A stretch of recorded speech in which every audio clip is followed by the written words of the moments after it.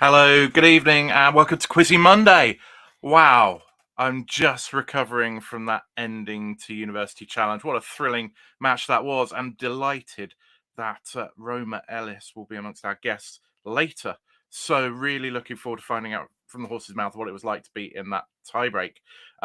Also, we got Leigh from the Jugadores with us, so we'll be chatting to him in just a minute. Don't forget, you can put comments or questions in the chat. I can see there are a few things coming up in the chat. Catherine, Claire, Gerard, Michael bringing up Celebrity Mastermind this week. Perfect subject for me, which isn't wrestling. Yeah, great episode of Celebrity Mastermind with 4 contestants who A, I'd heard of, and B, did really, really well on their special subjects, which was great. You might have been watching last night. We had the World Quiz Awards. If you haven't caught up with it, the World Quiz Awards can be caught back on our YouTube channel. We got a review of the year in quiz. We got Victoria Gross from the Chase USA and Lewis Jones talking about everything. And of course, we got the awards. So yeah, catch up with that. It was a really, really good night for the world in the world of quiz. But let's get talking about tonight's quizzing. We saw the Jugadores versus the Cunning Planners, and joining us tonight we have Leigh from the Jugadores. Welcome back, Leigh. Good to see you again. Hi Gareth, lovely to see you too. That was it was just reliving an ever so slightly traumatic experience, but one that was still very enjoyable. Well, we've had this show been described as therapy by one of your season mates, John. Yeah, that was whatever we can do to smooth the waters of anguish that go along with being defeated in Only Connect. We will. I will lie down on the couch. Indeed, yes. Tell me about your mother. No, it was a very, very good performance by your team. Claire's summing up. Commiserations, Leigh. Sorry to see you go. I think we are at a point in the series where we know the teams well enough to really like them, and then then we have to say goodbye to them. So just week after week now, it's going to be like that until we get through to the final. So Unfortunately, it's unfortunate, but it was good to see your team playing again, and it was a really good match that could have gone either way, even going into the missing vowels until Ian turned the screw, or the Cunning Planners turned the screw in that second set of missing vowels. That could have gone either way. What did you feel knowing that you're playing that team when you kind of at some point one of the producers would have said, "Yeah, so you're going to be up against the Cunning Planners." What was your sense at that point? Yeah, I think. Well, I mean, the producers. I had not been as immersed in the world of full-time quizzing, so to speak, as you and many of your viewers, and so I had not heard of QLL. I'd not heard of all the kind of competitions that it turns out Ian and Nick and the others have won. And so it wasn't really until we were in the green room with them that we started to find out, wait a minute, who exactly are we up against here? What capabilities do you have? I think we did kind of pass by them in the first round of filming. So our first 2 rounds were filmed in March against the Harlequins and Seagulls, and then the third in May against Cunning Planners. So I think we had kind of figured out who they might be by the end of the first block, but then the blocks are actually a bit. We think there's a slightly different structure to this year's competition than in past years, because I don't know if there's a wall chart that goes around with kind of like the flow of the games, and there was a sense that, and I think in previous years there has been, within those 2 blocks of 4, the winner and loser team of Block C, for example, would have played the winner and loser, or the loser and winner of Block D, whereas in this one it was all within Block C. And so what that meant was although we didn't repeat a game, some of the other teams have had rematches within their first, even before the quarterfinals. And so I think maybe it's just filming logistics, but they didn't swap around the teams. And so we weren't sure actually who we were playing for certain until we got there in May and found out that it was the people who had previously defeated the Seagulls, who we really enjoyed playing in our second game. And I think, yeah, the dread started to slightly creep in, and we thought, wait a minute, are we in the group of death here? It's we've got University Challenge players in the Harlequins, we've got all of these quizzing experts in the Cunning Planners, and originally we were meant to be in a different block. We were actually meant to have the place that the Crook family ended up having, but someone got COVID and we got moved around. So we were like, oh, if we'd been in that group, maybe we'd have gone further. But anyway, I actually really did enjoy playing the Cunning Planners. They're great people, and I've that almost that head-to-head with Ian at the end. I thought I thought we were going to be mortal enemies forever, but I've got to know him quite well afterwards and really like him. So it all worked out all right. I think it's pretty much impossible to kind of dislike Ian and Nick and you. They're just lovely people. We got some comments, Gerard saying, being defeated by Ian Thompson, Nick Paul is not so bad. Michael, great game on OC. My two favourite teams this year. That's very nice of you. Tough to beat a team that has Ian Toms and Nick Paul on. A former UK quiz champion, that's Nick, and the destroyer of worlds, Ian Toms. He was particularly in the first year of COVID, he was winning loads of stuff. So he got that nickname. Also had the nickname the best quizzer never to have been on TV, but he's lost that one now.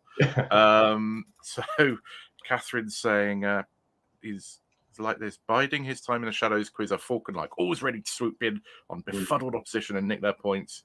You don't want to face Ian in quizzing. He's special. I played on a team with him, and he is absolutely fantastic. But you, as a team, were really, really good too. John, who's on your series, saying very unlucky to the Jugadores, highest averaging team who missed the quarterfinals. There you go. I was going to put those stats together. I'm very glad you've done it for me, John. But I thought maybe we did okay in our second place in our two losing scores. So I thought maybe we on aggregate we would have been okay. Yeah, I mean that just speaks to the quality of your team, and the whole series really. Well, indeed, it's been a brilliant series in terms of the caliber of teams. Tonight's show had some lovely questions, and if people have got any favourite questions, please chuck them in the chat, and we'll hear what you've got to say.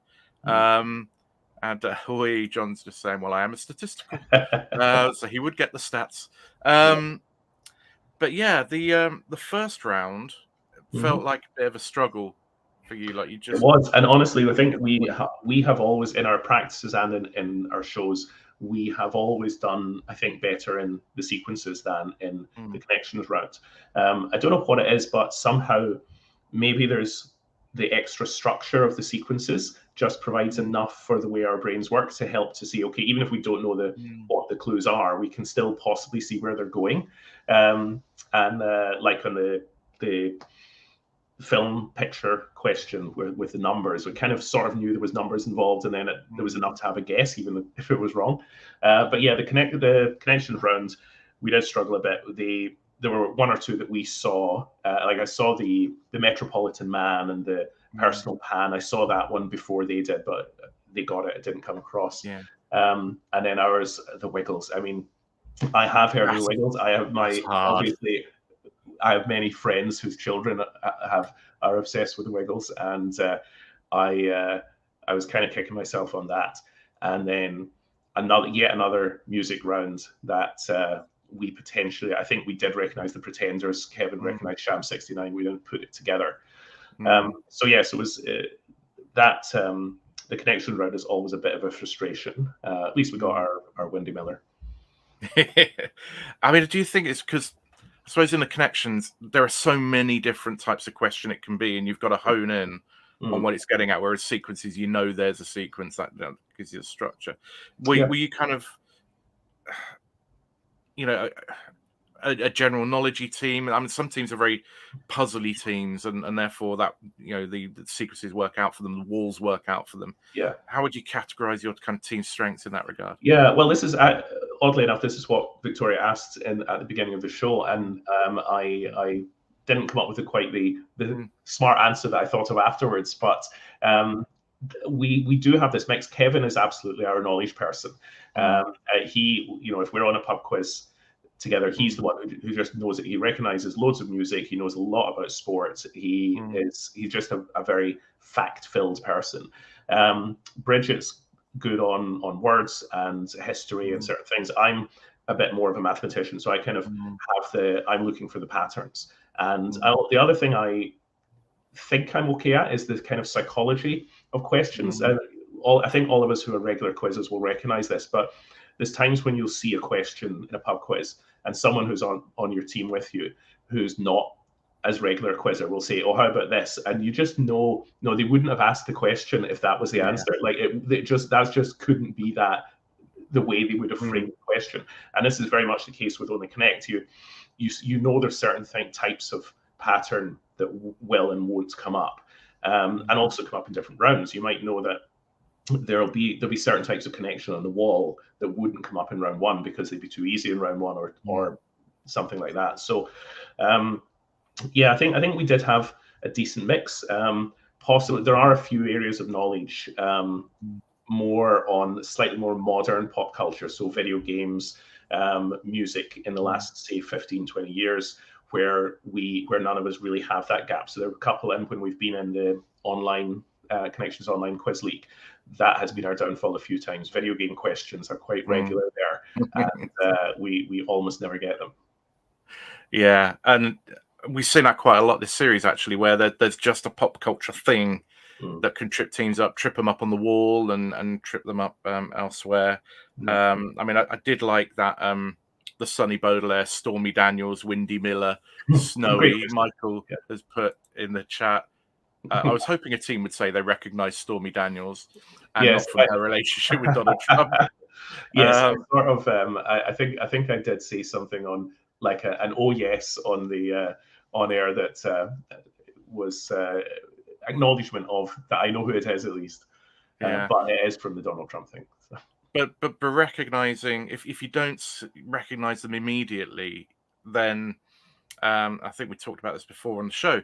The screen you're looking at is kind of a little way across the studio, and some you see it large when that's the clue, and then thereafter you never see it as well again. Yeah. So if you haven't identified it, it becomes quite difficult to piece it together.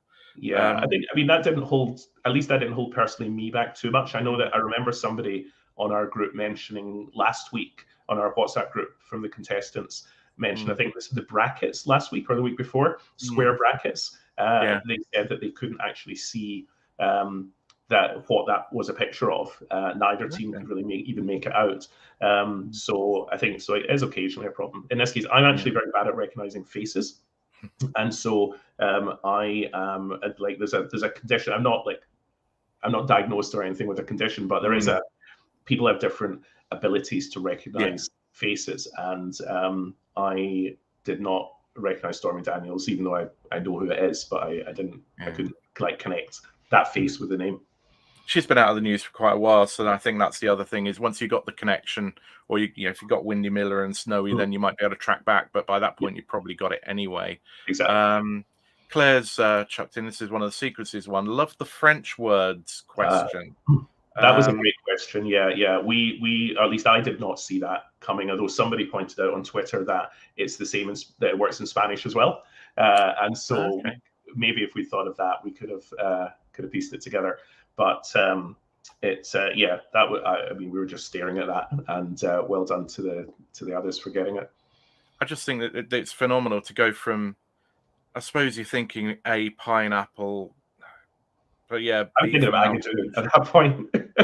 it's just to make that leap, isn't it? Of that referring. I mean sometimes when you see a team that's on form.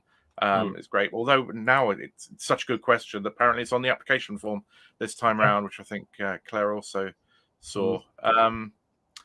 Michael's saying, going back to the pictures, Also, on the picture questions on OC, contestants should be able to do that old question of sport thing where they have a close look at the monitor, getting up from behind the desk and having a good stare. We could have a bit more of that on OC. I mean, Victoria did say should we have a physical round on a couple of weeks ago. Not sure how well we'd all do, but yeah, it could be a little bit more dynamic. Yeah, but you definitely scored a lot better on the second round. You got 6 points on that. Yeah. The parks. I mean, having said, you got your general knowledge mix. That is a pure general knowledge thing, isn't it? Knowing that Richmond Park's the largest one, and you came in nice and early on that. Yeah, no concerns that there could be a misdirection or anything. I mean, I think we were probably, knowing we were behind, we were willing to take the chance. And yeah, I think what were the first two? Hyde and Regents. I mean, what really Hyde and Regents is not a lot else it can be, to be honest. I wouldn't have guessed the second one. I would not have known that Bushy Park was the second. So I'm glad that they didn't ask that. But I have known for a while that Richmond's was the biggest park, or the biggest royal park in London. Yeah. So, I mean, that was a nice one.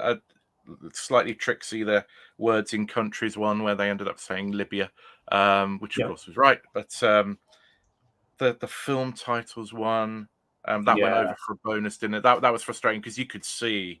I mean, I realized where that was going.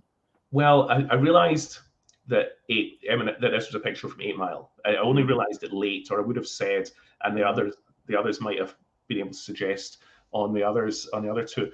And I knew that there was a film with Hugh Grant in it with a number in its title, but I just couldn't think beyond like 28 days or 2 weeks notice or what it was. Of course, it's called 9 months or something like that. But it's I just thought, well, 8, 9, 10, 11, and Ocean's 11, I guess, would have been the obvious one.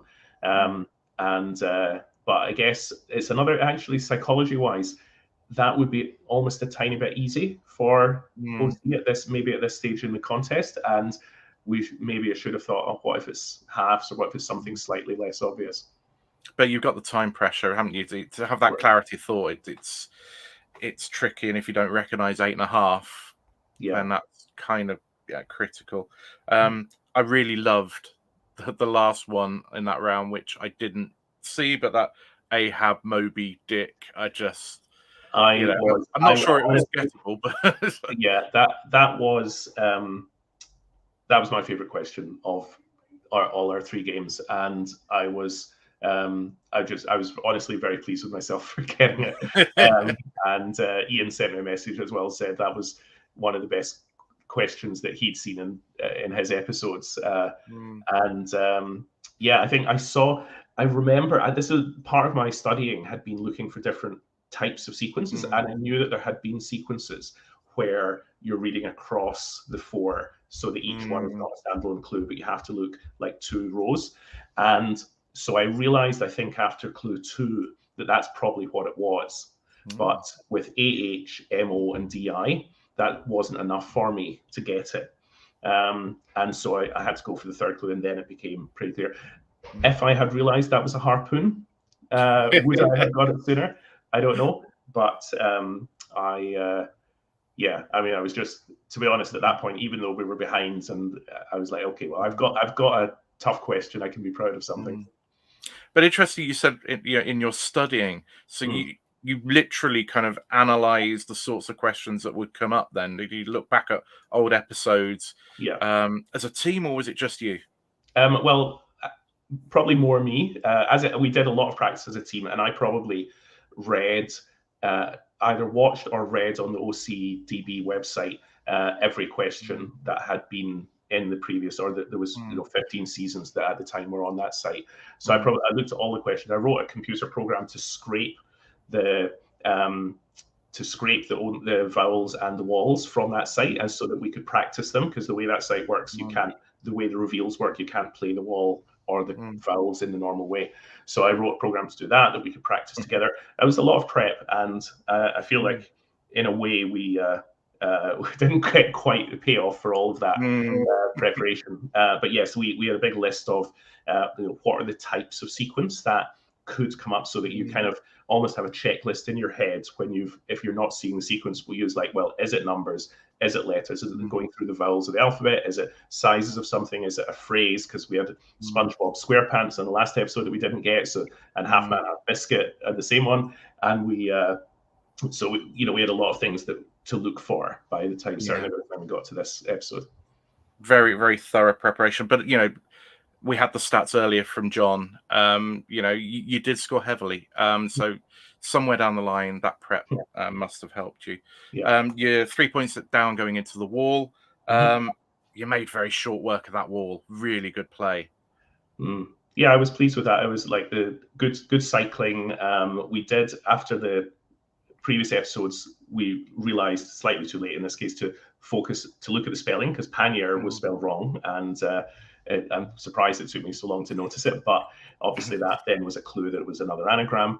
I was quite pleased with that. And then when we came out, or I think after the episode, I talked to Ian, and he said, that they've really, really struggled with their wall. Which, looking back at it, they didn't really. Like they were pretty sure what they were doing after less than half the time. I think it just, to them, it just felt like the Ray Kroc threw them off a bit more than it really did. But yeah, I mean, sometimes, again, wall, there's techniques. You can see things that are anagrams. Sometimes anal duck there's not much else it can be but an anagram.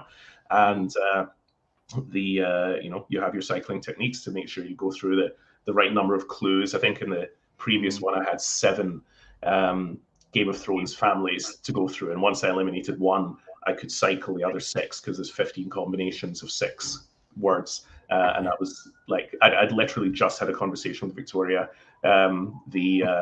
as we prepped as we got ready to film the wall, saying, I've worked out how many combinations there are if there's 5, 6, or 7 elements in the group, and then it actually came up. So I thought we like good technique and good recognition on the wall, and if we could do that on Connections League every week, then we'd have done better than that too.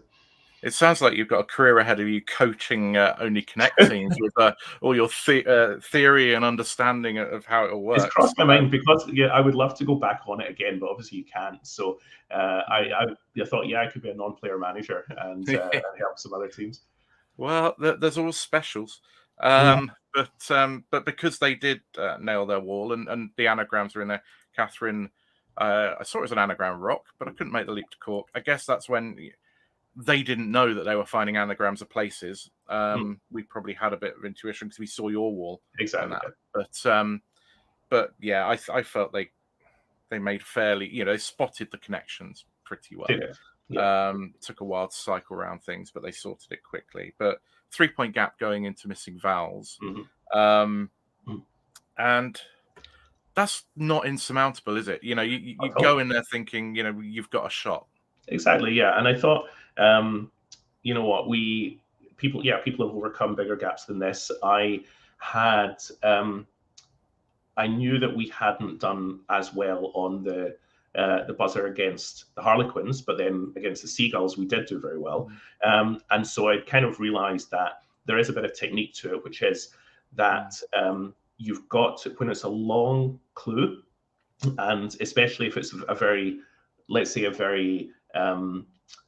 formal or structured subject like the star signs one in this case, you basically have to spot the beginning of the clue, figure out what it probably roughly is, and press the buzzer and rely on yourself to work it out afterwards. And I knew that's what I had to do, but I couldn't do it in this. I couldn't do it as fast as Ian, basically, because he's just really good at it. And I think they have a bit more experience in buzzer quizzes than we, because we, again, before Only Connect, we hadn't done any of that. I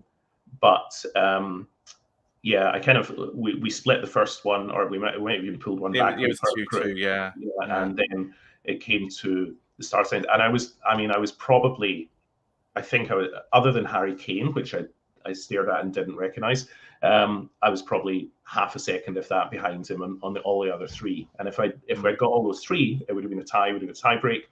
Who knows what had happened? But we didn't. And by the end, like by the last group, it was pretty clear that we couldn't catch up, and I was almost getting despondent enough to not go for Fibonacci sequence, which would have been a lovely one to finish on, but Ian got it, so well done them.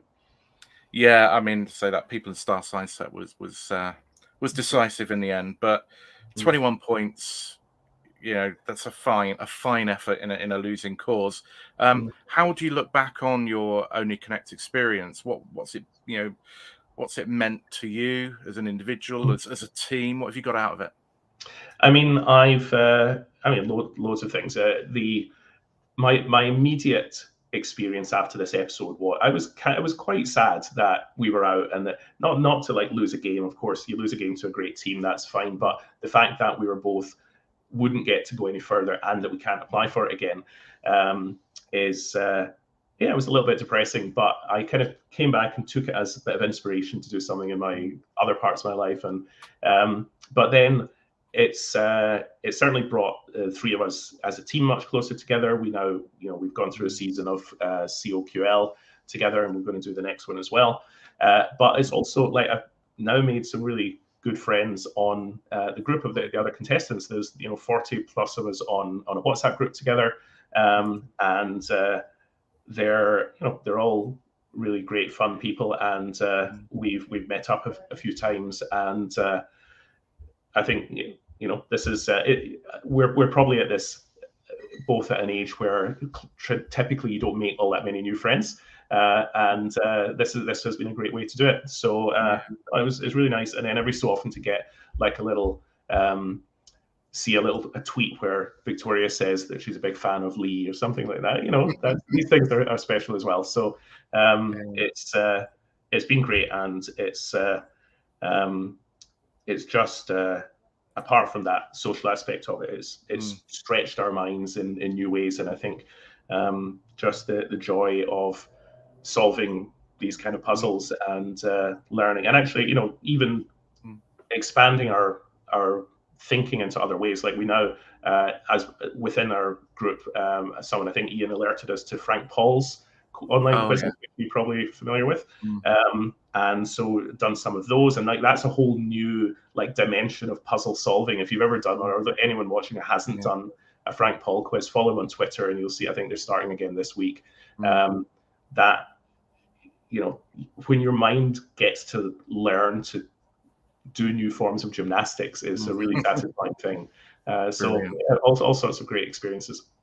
And from tonight's quizzing, do you have a highlight, a champagne moment? I mean, it's the Ahab clue. I was just so smug about that. And I think that was my champagne moment. But actually, I think afterwards, just actually becoming quite good friends with Ian has been really nice. That was unexpected, and that's been it's been great to get to know him as well. Good. Well, thank you so much for coming on. It's a shame we're not going to see the Jugadores again until perhaps you're back for a special. We shall see. But thanks so much for coming on All Things Quiz tonight. No, it's all. Thank you. Maybe we'll see you again someday. But thank you so much. I hope so. Cheers. Good night. Right. Now, coming up very soon, I'm delighted that we have all four of the fantastic Newnham team who gave us one of the greatest matches of University Challenge, not just this series, but I can remember. Absolutely superb. Before that, just going to show you a couple of very brief video updates. Last week's Quizzer of the Week was Pat Gibson for his win in the Quest Grand Prix. Second was Ben McIntyre for winning OQL Pop Solos. And third was David Stainer for his Quiz League London Full House. Team of the Week was the Morporkians from Only Connect. Second was Chris, Nick and Paul from the All Things Quiz Members Quiz. And equal second was Robert Gordon University from University Challenge. Don't forget, you can nominate any player or any team for Quizzer or Team of the Week by going to tinyurl.com/ATQ nominations. Nominations have to be in by 5 p.m. every Monday. Last week's answer in need of a question was Ash, and this question from Pam Douglas was the winner. What species of tree was Yggdrasil, the tree of the world, in Scandinavian mythology? Well done to Pam. The latest answer in need of a question released on Sunday is Edge, and people have submitted questions, and you can now vote on the long list. Go to tinyurl.com/WITQ Edge, and voting is open till Wednesday when we'll release the final list to determine a winner.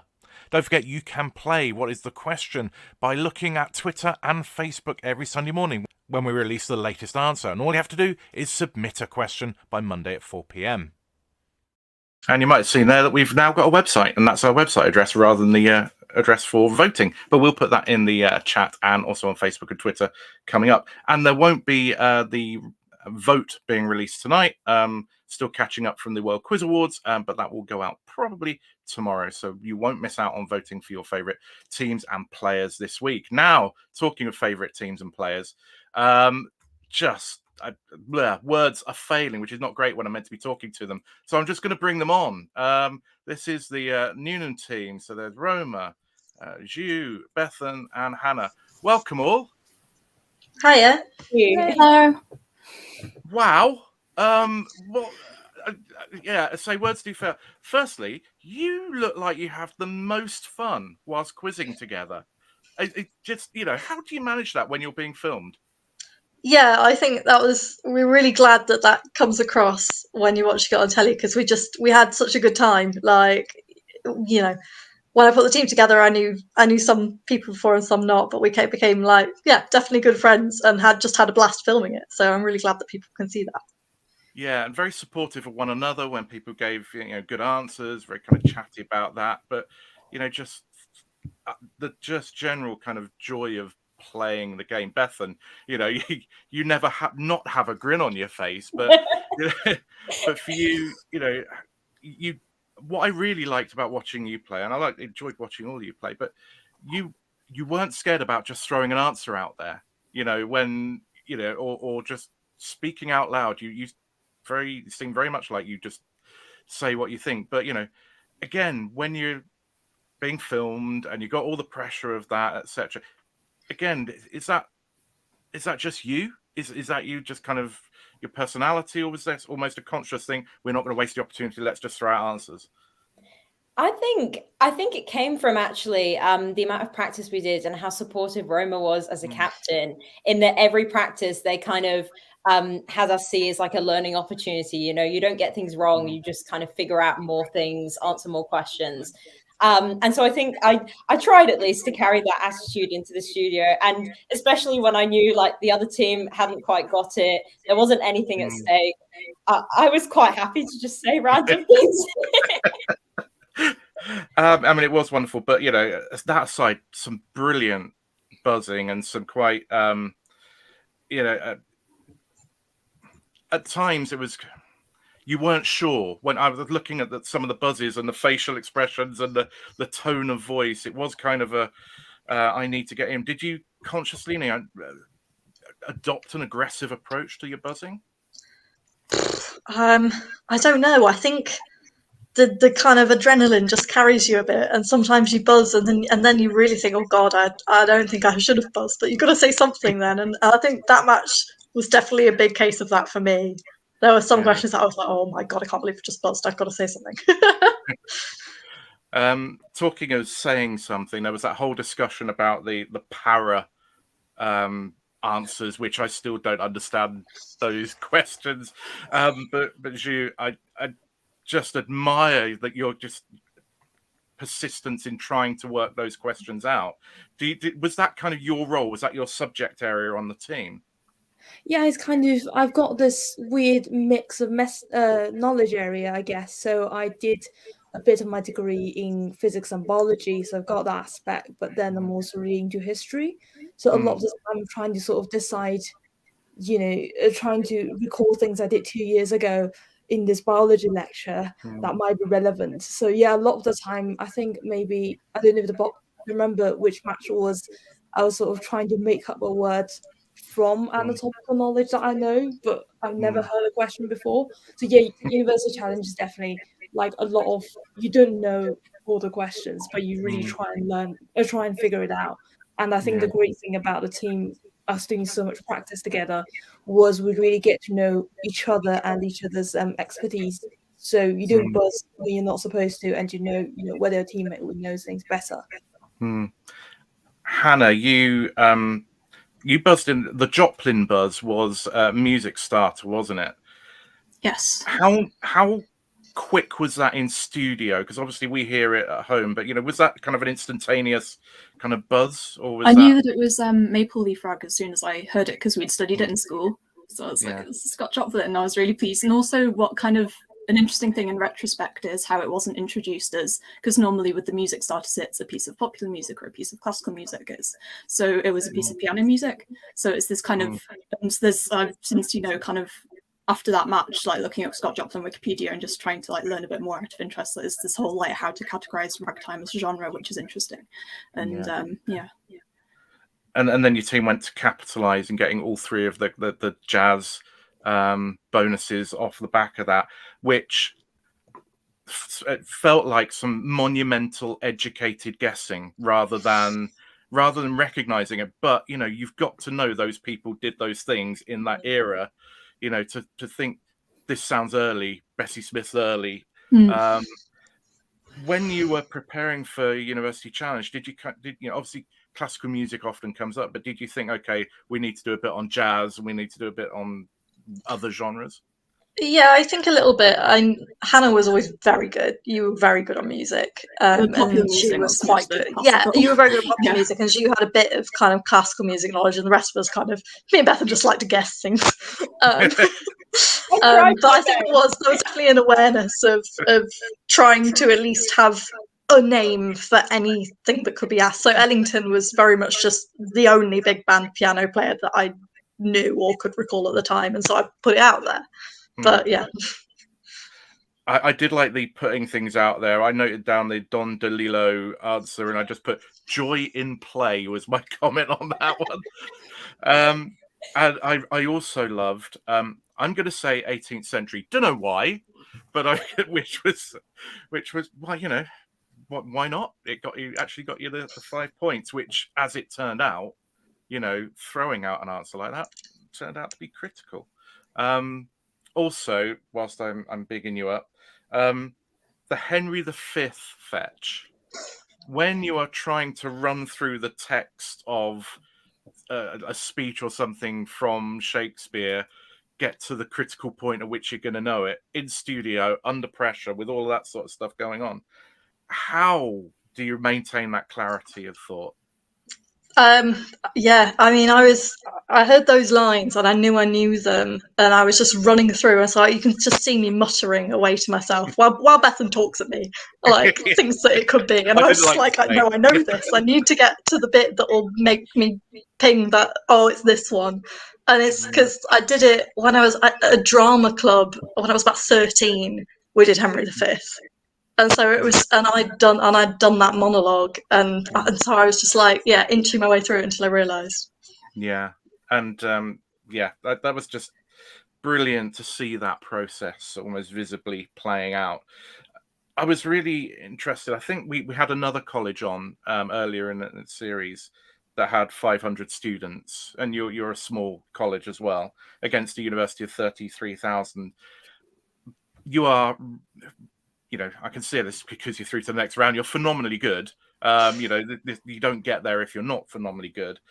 But for 500 students to produce a team as good as you, when some of the people are not going to be interested in going on TV quizzes, and some of them will probably, not rate their general knowledge, etc. How do you manage to put together such a strong team and then knit it together? I think we were very lucky. I don't know how the rest of you feel, but that I was able to kind of put a call out to, because I put the team together, put a call out to the whole college. Got 40 people turn up to take my test, which I felt was quite good. Good, yeah. And then kind of 4 people, including our lovely reserve Eve, who scored very well on my little quiz, and and I think we were lucky in that we had strengths and weaknesses that complemented each other, and like the 4 top scoring people on my quiz could all have been people who knew the same stuff, and then we might not have, that wouldn't have been as good. But I think we just I was very pleased to get the team that I did. And then I guess it was alluded to earlier, having selected the team, what sort of training did you do in advance? I could see a chuckle coming from Zhiyu there. What sort of training did you get, or did you do to get yourself ready for the series? I mean, it was just, I smiled because it was genuinely the highlight of my week, because we did it, every week we had an hour. I don't know, it's 3 p.m. on the Tuesday. We get into this sort of common room in college, and we just we didn't even have a buzzer. We used to sort of slap the sofa or something. And, one of us would read out the questions, we took turns, and then we sort of, we tried to mimic the show as much as possible, but obviously without technology and the camera and everything. And I think just seeing each other every week, even in COVID times, and sort of having a chat, it just really helped us building that rapport and, getting to know each other. Yeah, wonderful. And you could see that rapport, I think, between you. And I think that kind of feeling of being able to throw stuff out comes from a team that feels safe amongst each other. There's not going to be recriminations. You're not going to feel stupid. There was one answer from you, Hannah, Buzz, which the waitress one. Oh, yeah. Was that, again, that looked like halfway through you were thinking, oh, God, am I right? Am I wrong on that one? Because it was a really good buzz in terms of the point at which you got in on that question. I only knew that because Kerry Russell, right, the actress, I think that's her name, because I'm a big fan of The Americans, which she's also in, and I just happened to know that she was also in The Waitress. So I haven't actually seen the film or know the musical or anything like that. I just knew that she was in it. So okay. Well, I've seen the musical. It's good. I've seen it too. It's really good. Now, one of the things that has caused discussion at times is the picture rounds, which aren't really a picture round. So the Spanish translations of things. Bethan, I think you got in on that one with For Whom the Bell Tolls. I like picture quizzes, but for me, that, I don't speak Spanish, so I'm kind of feel a little bit excluded from. Clearly, that worked well for you, but as a round, or as a bonus set, how did you feel that was? Watching it back, I remembered my buzz, and then I remembered the bonus set being like a complete shambles. It wasn't that bad watching it back. It was actually okay. My mind had clearly altered it a bit. I think maybe my high school Spanish teacher was in the back of my mind, making me feel guilty. I think, I quite like the picture ones, but I'm really not very good with maps or anything kind of visual. I'm not that great on artists. So when I saw that it was words, specifically works of literature, I was like, oh, this is great. And then the bonus set happened, but we still did okay. So I quite like that there's such a varied amount of things that they can ask as picture rounds. And definitely that one almost is more of a languages question and maybe strays a bit far from kind of being a picture round in that sense. But I do like it when they do something a bit different than just a work of art or a film or something. Yeah. It was a tight match all the way through. You got in first, they buzzed, and then there was 3 more consecutive ones for you, and it ebbed and flowed. How conscious of you? Sorry to start that again. How conscious were you of how close it was getting to the end of time, and how close you were, and the value of getting an answer, and how critical it might be? Towards the end, was that something you're aware of?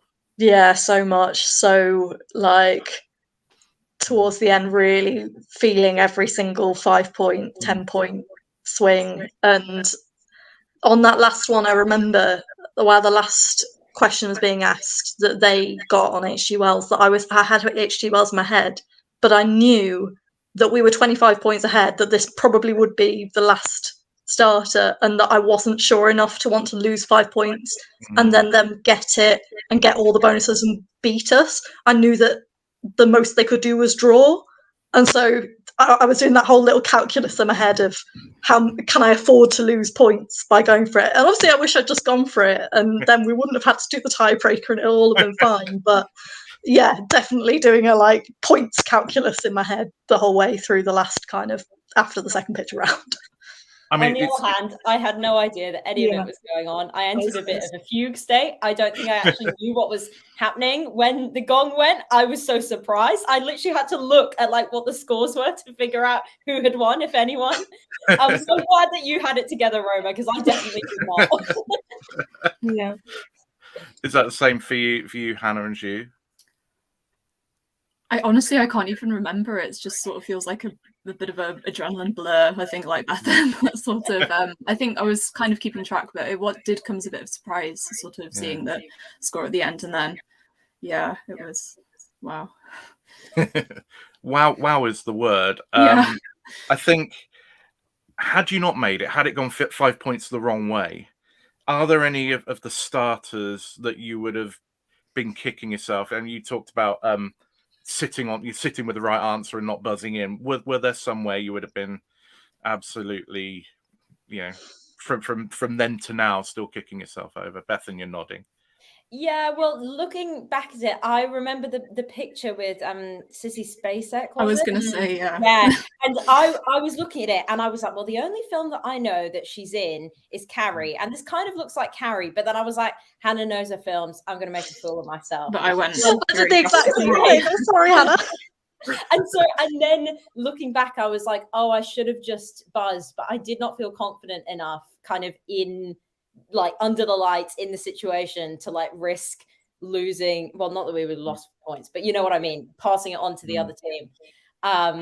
Especially after my Ophelia situation in the first episode, I was feeling particularly cautious. It's a shame as well because it was such a good bonus set afterwards. Yeah. I knew all the bonus answers, but I just didn't get the starter right for it. Were there things that preyed on your mind then? Interesting you were saying that from the earlier episodes. Obviously you should go into it with confidence because you got to this point, but does the occasional neg eat away at you? It definitely did with me. I think I will remember that to my grave. Yeah, I think specific questions, some of them for me more bonuses than starters. I found really difficult to know whether to go with what I might have in my head, or to go with my team, or to make up an answer, or to pass, or to spend longer trying to figure something out, or just move on quickly. And our bonus rates have not been good across the 3 games, and I know I went into that match kind of hoping to increase our bonus performance, and we didn't really. And so I think that continued to weigh on me. What am I doing wrong? What is it that we're kind of not doing? Because so many of those bonuses, I think, I watching them back, I'm like, oh, we could have said that. We knew that. I knew that.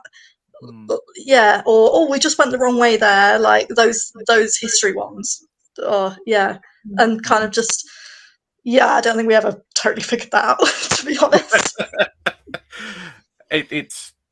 I mean, I just did a mental check. I think you got 10 starters. I think they got 8, which again speaks to them perhaps converting a bit more in terms of the bonuses. But, being quick on the buzzer, it's no good knowing stuff if you're not quick on the buzzer because you don't get it in the first place. So, you were doing the critical thing right and giving yourself the best possible chance. You had a very good game yourself, Roma, as captain, as the person who formed the team, as it turns out. Did you feel that there's a responsibility on you to lead from the front? Definitely, yeah. And I was kind of, my team had a lot of faith in me, and it was very nice. And yeah, it was a position that I would say I enjoyed. Quite like the captain's seat. But also being able to defer to 3 really good team members was kind of crucial. I have so many gaps in my quizzing knowledge, and they fill a lot of them. So yeah, and a very good team. We've seen it before in the previous shows. Just a very good set of players who complement one another. But 140 points apiece. To Bethan's surprise, not to Roma's, but to Bethan's surprise. And I guess at least unlike Only Connect, where it's just the captains who have to buzz in, all 4 of you had to be primed to go into that question. And at that point, I can't even imagine what it feels to think that this, it's going to come down to a fraction of a second. Did it play through as we saw tonight? There was no big pause, and it would just. There was a really long gap between the finishing of the match at the Gong and actually getting to that Wow. to that one. It was I don't even know what they were doing. They were checking the scores, going back through whether they'd like made any mistakes with the adding up. Or it was about the most stressful 5 minutes of my lifetime. And then Jeremy like reading through the spiel about the rules of the tiebreaker. And then we had a tiebreaker which was not shown, cut for time, I think, that we both got wrong on transits of Mercury. And then we got to the one that you see in the episode. Oh my word, that is nerve-wracking. So the question comes out, it's on netball. So I guess at that point you're tuning in Roma because you clearly knew what that was, about netball. And it was a slightly puzzly one rather than, in netball, who won the World Cup in Commonwealth or whatever. I'm glad it was that rather than who was won anything, because I don't know any netball results. I just played it at school. So you dive in on a buzzer. Your teammates at that point hear the buzzer go. Hannah, are you just, what happens there? Are you looking round? Are you thinking, is it us? Is it them? Just kind of, I don't know. I just suppose, like, once I realised it was Roma who buzzed, I was just kind of like mentally sort of pray that they get it right. And obviously they did. And then that's just kind of, that's honestly, whenever I think about when I'm hearing questions about sort of what it was like, I sort of struggle to, because like I say, it was a complete adrenaline blur, honestly. So Roma, it looked, as soon as you knew it was you, Roger Tilling says your name, it felt as if you knew, I've got this. This wasn't a guess. This was, I've got this one. That must have felt good. Yeah, I think saying it, I was very confident. I was like, I've got the 7 positions, there's 2 wings, and then the rest of goals, it's 1. It's the centre. That's it. But then you say that, and then suddenly there's like, it's probably half a second of pause before Paxman says it's correct, and that half a second feels like a goddamn lifetime. While like you're like, oh my god, and you're like, oh, have I forgotten something? Have I done it wrong? Oh my god, no. But yeah. And a wonderful feeling at that point to have sealed the win, get you through to, and I lose track of the University Challenge structure. Is it semi-finals now, or is it another quarterfinals? The extended quarterfinal rigmarole of play 2, win 2, go through, lose 2, go out, 1 more, and if you get 1 and lose 1, that kind of thing. So I mean, Zhiyu, in a way, this is one of the worst matches in the sense that you go home if you get it wrong. But now you've got another 2 matches to look forward to. As a team, did you think, okay, we let's work on something, improve anything, change tactics? Is there any of that sort of discussion? I mean, I don't quite remember sort of the timeline. Obviously, we're not allowed to say because TV magic, but I think it was quite tight between the, filming this round and the next. So, and also by that point, we've been, trained together for 6 months or so. So really just sort of keeping ourselves going and not trying not to lose it, especially, I suppose, when you get to the quarterfinals. We couldn't believe we got into the quarterfinals. I couldn't believe, I was anywhere past the first round or even getting on the program. But when you get to a quarterfinal, you start playing some really, really extremely good teams. And it's sort of a weird feeling of both thinking, oh, this could be really great, we could even advance further. But then at the same time, you realize it's just an amazing experience to get to play these teams at all. Because, sometimes we watch them in the green room and just think, oh my God, they're phenomenal. I think the standard has been really high this series. Obviously, who kind of crosses your path on your journey through. But when you've been watching this series, have there been any teams that you thought, but for the grace of God, they're a really good team, but I'm glad we didn't come up against them? I think we were lucky in that we'd played Jesus in training with kind of a couple of the other Cambridge teams that were on, and Jesus, they consistently beat us in the kind of practice matches that we did. And then watching their first round match, I think we were all like, wow, these guys are great. Yeah, they were an excellent team. Who Bristol, is that Harry Scully's? Durham, that's it. Yeah, that opening match between Bristol and Durham was something else. That was incredible. Yeah, they knew what they were doing when they picked that one to open the series, didn't they? That was superb. So yes, you're on into the quarterfinals, as it turns out. So delighted to hear that. From tonight's show, it's kind of normal. So as you'll have heard, probably, I asked people what their champagne moment of the night was. You know, their favourite bit. I think it probably goes without saying that kind of winning it on a tie break is kind of like the best bit of the match. That aside, what were your personal highlights, Bethan? Weirdly, the first thing that came to mind was actually something outside the match. Afterwards, obviously, with such a tight game, there was a lot of pressure. But I have to say, like, the Cardiff team were just so lovely and so wonderful. Afterwards, we had a big long chat to them. We got pictures. And I mean, that's what I take away from the day. As you can probably tell, I wasn't really kind of all with it during the filming. Like Hannah says, it really is like such an adrenaline rush that I really struggled to kind of like pick out moments. It did feel nice to get the first question, especially when I'm famous among my friends for not knowing anything about science or maths. But I think the highlight has to be just how lovely they were as a team. Just so friendly and so kind. Yeah, Axis was a very good buzz. Yes, nice. And I guess it must also feel just good. Get something on the board must be a really good feeling. Hannah, what was? I mean, as much as you can remember, because we know you were in some sort of fugue state and everything was blur. But you watched it back tonight. So what was your highlight? I think apart from the ending, obviously, I was pleased with myself for getting the Scott Joplin one. I think that was kind of. Yeah, I was quite glad about that.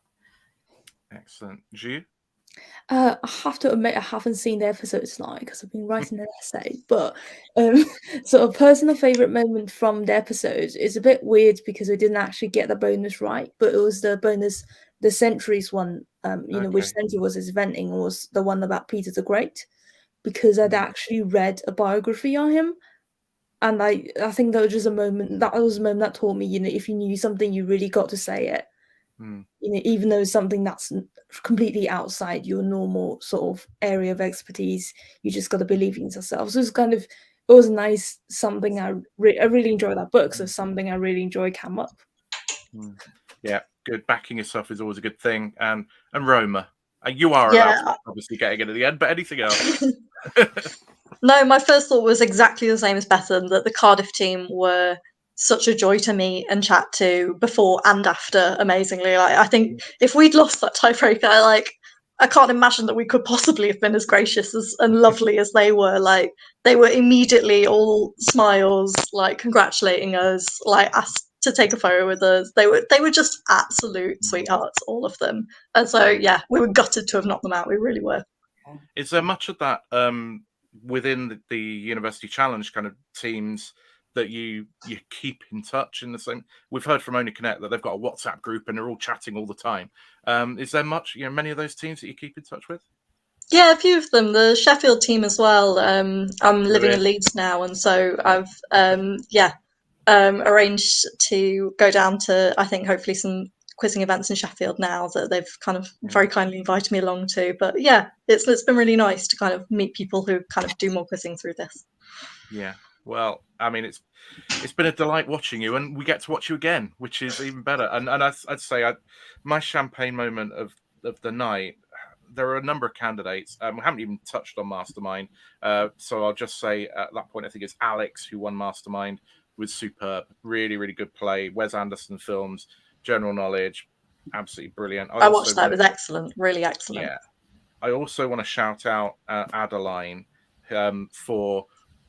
She didn't have a terribly good special subject. Halfway through her general knowledge, it looked like being an absolute mare. She was passing, and then she strung together 10 consecutive correct questions, and it's like the mental strength and clarity to kind of come back and do that. I just applause for her. That was superb. But I think my champagne moment was the interactions between your team, and I think that's why I started with it when you came on, because as much as I love the correct answers and the excitement of the tie break, watching a team who enjoy their own company, who can laugh at mistakes and, you know, can fish things out and just work so well together, but do it with a big smile on the face. I just love it, because quizzing should be fun. And sometimes we find a way of sucking the joy out of quizzing, but you had joy in spades, and it just came across so well. So that is my gushy champagne moment of the night. Thank you. I'm really, really grateful for you coming on. It's been absolutely wonderful speaking to you. I will be in touch when you're next on, and Zhiyu, hopefully that essay of yours will get written. I really appreciate you taking time out of that to come and speak to us. It's absolutely marvelous. We will be back next week with Quizzy Monday, same time, 9:15. Don't forget, you can play What Is a Question at tinyurl.com/WITQ. What's the Edge? WITQ Edge. Thank you, Valerie. And you can. No, there is no vote for Quizzer and Team of the Week yet. I will release that tomorrow. So check out the World Quiz Awards, which were on last night. Watch that on our channel if you haven't already seen that. Congratulations to the winners. But until next week, congratulations, massive congratulations to Newnham. Just a game that will live long in the memory, and a team that will live long in the memory. And yeah, we will be back next week. So goodbye, everybody. Thank you.